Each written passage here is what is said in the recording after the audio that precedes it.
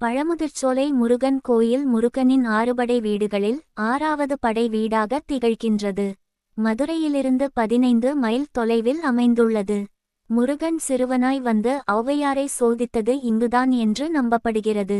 மதுரைக்கு வடகிழக்கில் சுமார் 25 கி.மீ.யில் உள்ள அழகர்மலைக்காடுகளின் இடையே அழகர்கோவில் எனப்படும் 108 திவ்விய தேச ஆலயம் அமைந்துள்ள மலை அடிவாரத்திலிருந்து 3 கிலோமீட்டர் நல்ல பாதை வசதிகளுடன் அமைந்து உள்ளது.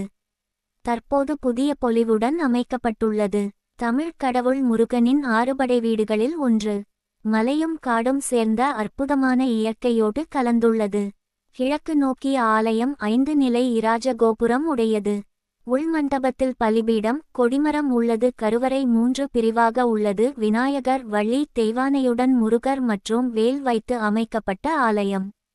கருவறை அடுத்துள்ள மண்டபத்தில் உற்சவர்கள் அமைத்துள்ளனர்.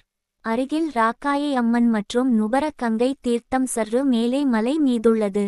மலைக்கு அரகர் கோவிலின் வட பகுதியில் இருந்து மலைப்பாதை வழியாக 3 கிலோமீட்டர் தூரம் நடந்தும் வரலாம்.